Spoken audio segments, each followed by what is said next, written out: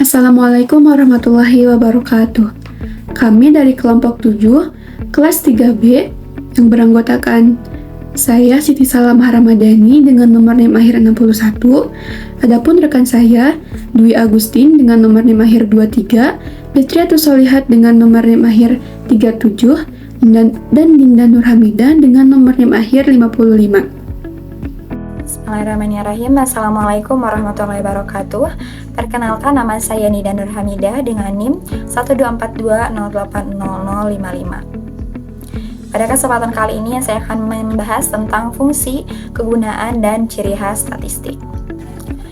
Fungsi yang pertama adalah menyajikan atau menggambarkan suatu data dalam bentuk tertentu, seperti diagram, tabel, ataupun grafik sehingga lebih jelas dan lebih mudah dibaca.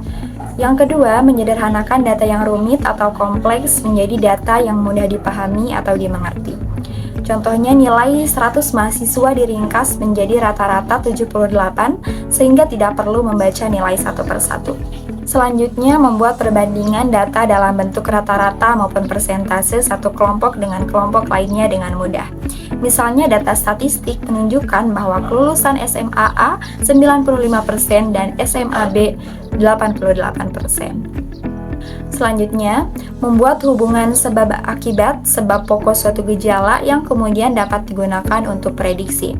Analisis regresi menunjukkan bahwa lama belajar berpengaruh terhadap nilai ujian sehingga bisa dipakai untuk memprediksi hasil belajar. Selanjutnya, sebagai pengukur besaran dari suatu gejala. Misalnya, statistik menghitung inflasi tahunan sebesar 3% yang menunjukkan seberapa besar kenaikan harga barang ataupun jasa. Selanjutnya, dapat menambah pengalaman, pengetahuan individual berdasarkan simpulan data penilaian. Dari asas analisis dan kesimpulan, seseorang dapat wawasan baru yang bisa menjadi dasar dalam pengambilan keputusan. Selanjutnya, kegunaan statistik. Yang pertama, membantu peneliti dalam menggunakan sampel sehingga peneliti dapat bekerja efisien dengan hasil yang sesuai dengan objek yang diteliti. Statistik memungkinkan peneliti untuk mengambil sampel representatif menjadi lebih hemat biaya dan waktu tanpa mengurangi kualitas hasil. Yang kedua, membantu penelitian untuk membaca data yang telah terkumpul sehingga peneliti dapat mengambil keputusan yang tepat. Data yang terkumpul bisa diproses dengan teknik statistik sehingga mudah dipahami dan dapat dijadikan dasar keputusan. Selanjutnya, membantu peneliti untuk melihat ada tidaknya hubungan antara variabel yang satu dengan variabel yang lainnya. Jadi, statistik bisa untuk uji hubungan, misal korelasi atau regresi antara dua atau variabel dalam penelitian. Selanjutnya, membantu peneliti dalam menentukan prediksi untuk waktu yang akan datang. Jadi, hasil olahan data bisa dijadikan dasar membuat ramalan atau prediksi, misalnya tren ekonomi, pendidikan, ataupun kesehatan. Selanjutnya, membantu peneliti dalam melakukan interpretasi atas data yang terkumpul. Statistika memberi alat untuk menafsirkan data secara logis dan sistematis menjadi hasil penelitian yang lebih bisa dipertanggungjawabkan. Selanjutnya, pemerintah menggunakan statistika untuk menilai hasil pembangunan masa lalu dan merencanakan masa mendatang, berguna untuk evaluasi program pembangunan dan penyusunan kebijakan ke depan. Selanjutnya, pimpinan menggunakannya untuk pengangkatan pegawai baru, pembelian peralatan baru, peningkatan kemampuan karyawan, perubahan sistem kepegawaian, dan sebagainya. Statistik dipakai dalam manajemen untuk mendukung keputusan penting di organisasi ataupun di perusahaan. Selanjutnya, para pendidik sering menggunakannya untuk melihat kedudukan siswa, prestasi belajar, efektivitas metode pembelajaran atau media pembelajaran.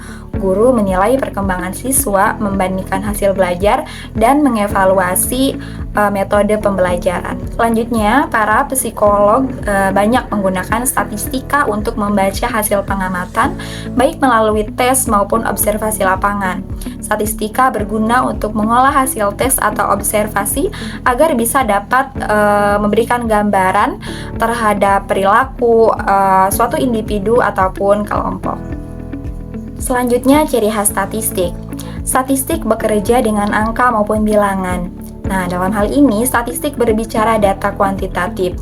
Maka oleh sebab itu, tugas statistik memerlukan bahan keterangan yang bersifat kuantitatif. Apabila statistik dihadapkan dengan posisi sebagai alat untuk menganalisis data kualitatif, yaitu keterangan yang tak berwujud angka atau bilangan, maka data kualitatif tersebut harus diubah terlebih dahulu kepada data kuantitatif. Nah, proses perubahan data dari kualitatif menjadi kuantitatif dikenal dengan istilah proses kuantifikasi. Sebagai contoh, bahan keterangan yang bersifat kualitatif mengenai prestasi belajar mahasiswa yang dibuat ke dalam sebuah nilai A, B, C, D, dan E. Untuk dapat dianalisis secara statistik, maka data kualitatif tersebut harus diubah atau dikonfirmasikan menjadi data kuantitatif. Misalnya, yang disebut nilai A adalah mereka mahasiswa yang mendapatkan nilai 80 sampai 100. Nilai B dari 68 sampai 79 dan seterusnya. Atau mahasiswa yang mendapat nilai A sebanyak 5 orang, mahasiswa yang mendapat nilai B 10 orang dan seterusnya. Selanjutnya, statistik ini bersifat objektif. Yang dimaksud di sini adalah bahwa statistik bekerja secara objektif dan bekerja menurut apa adanya. Statistik bekerja pada angka sehingga memiliki sifat yang objektif. Kesimpulan yang dihasilkan oleh statistik ini sebagaimana berdasarkan data, angka yang ditemukan dan diolah, bukan berdasarkan pada subjektivitas semata atau pengaruh lainnya. Selanjutnya, statistik bersifat universal. Statistik dapat digunakan hampir kepada semua bidang, tidak hanya pada satu bidang disiplin ilmu, tapi berbagai disiplin ilmu. Ilmu statistik juga digunakan dalam kegiatan kehidupan manusia, sehingga ruang lingkup statistik tidak dikatakan sempit, tapi umum menyeluruh. Sebagai contoh, misalnya dalam bidang perekonomian dikenal dengan statistik perdagangan, pertanian, dan lain sebagainya. Terima kasih. Halo semuanya, perkenalkan nama saya Dwi Agustin dengan NIM akhir 23. Pada kesempatan kali ini, saya akan menjelaskan tentang statistika deskriptif dan statistika inferensial, mulai dari definisi sampai contoh penerapannya dalam kehidupan nyata. Nah, untuk yang pertama, mari kita bahas statistika deskriptif. Statistika deskriptif ini merupakan cabang statistika yang berfungsi untuk mengumpulkan, mengolah, meringkas, dan menyajikan data agar lebih mudah dipahami. Misalnya, kita bisa menggunakan ukuran pemusatan seperti mean atau rata-rata, median, modus, lalu ukuran penyebaran seperti rentang, varians, dan simpangan baku. Selain itu, data juga bisa ditampilkan melalui grafik seperti histogram, box plot, atau tabel distribusi frekuensi.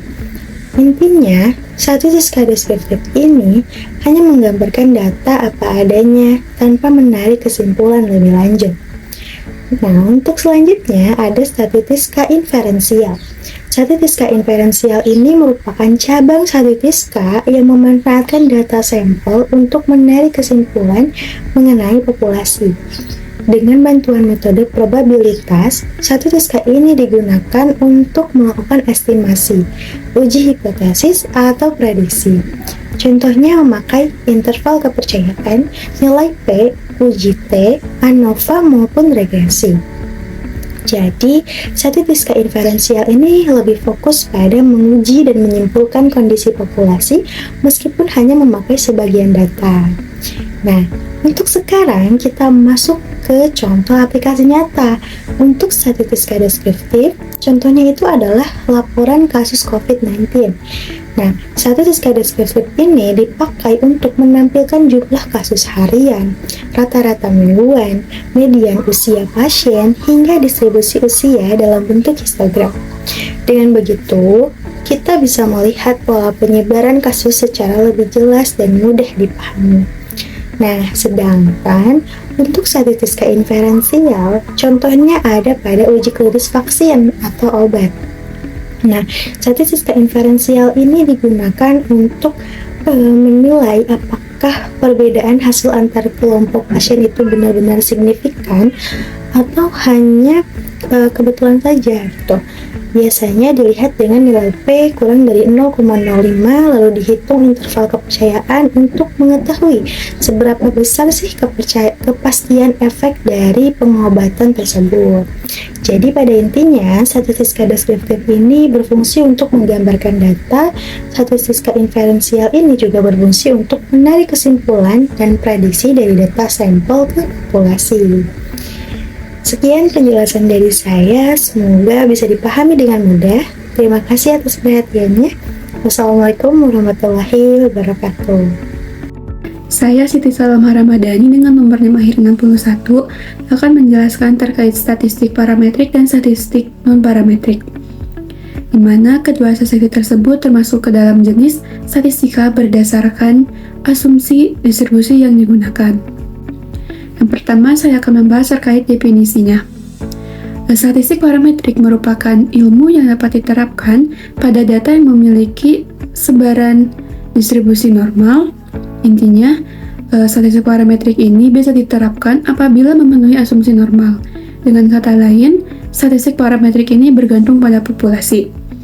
Dan statistik parametrik ini dapat digunakan pada data berskala variabel dan data berskala rasio. Sedangkan statistika non-parametrik merupakan metode atau cara uji terhadap populasi yang tidak membutuhkan asumsi parameter apapun. Dengan kata lain, uji statistik non-parametrik ini tidak bergantung pada populasi dan biasanya digunakan pada data berskala nominal dan data berskala ordinal. Selanjutnya, saya akan membahas terkait perbedaan utama antara statistik parametrik dan statistik non-parametrik. Yang pertama, pada penerapannya. Statistik parametrik diterapkan hanya pada variabel, sedangkan statistik non-parametrik diterapkan pada variabel dan atribut. Yang kedua, ukuran tendensi sentral. Statistik parametrik adalah mean, sedangkan statistik non-parametrik adalah median. Dan yang ketiga, informasi tentang populasi.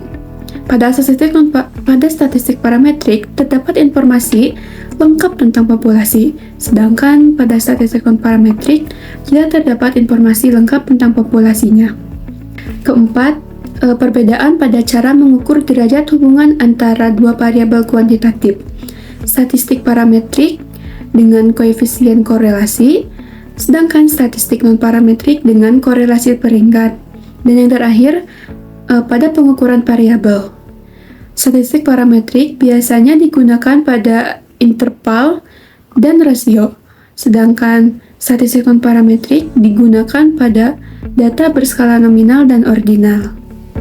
Selanjutnya ada kelebihan dan kekurangannya. Kelebihan dari statistik parametrik adalah membuat pengujian parametrik dapat diandalkan akurasinya. Sedangkan kekurangannya yaitu diperlukan persyaratan rata-rata populasi berdistribusi normal dengan bervarian yang sama dan harus merupakan gabungan atau kombinasi linear dari efek-efek yang ditimbulkannya. Sedangkan kelebihan dari statistik non-parametrik adalah lebih mudah dilakukan karena tidak membutuhkan asumsi normalitas.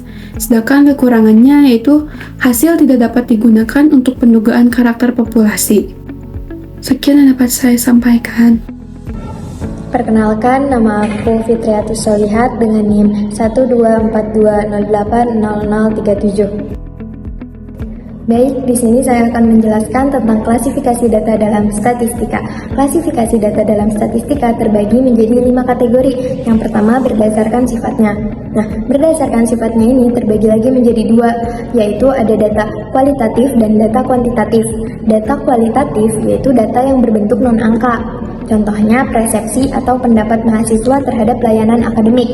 Sedangkan data kuantitatif yaitu data yang berbentuk angka. Data kuantitatif ini terbagi lagi menjadi 2, yaitu ada data diskret. Data hasil cacahan yang berupa bilangan bulat. Contohnya jumlah mahasiswa atau jumlah meja. Kemudian ada data kontinu, data hasil pengukuran, contohnya berat badan atau tinggi badan, itu termasuk data kontinu. Kemudian ada yang kedua, berdasarkan cara memperolehnya. Berdasarkan cara memperolehnya ini dibagi lagi menjadi dua bagian, yaitu data primer, data yang dikumpulkan oleh peneliti. Contohnya, wawancara, observasi, atau kuesioner, itu termasuk data primer.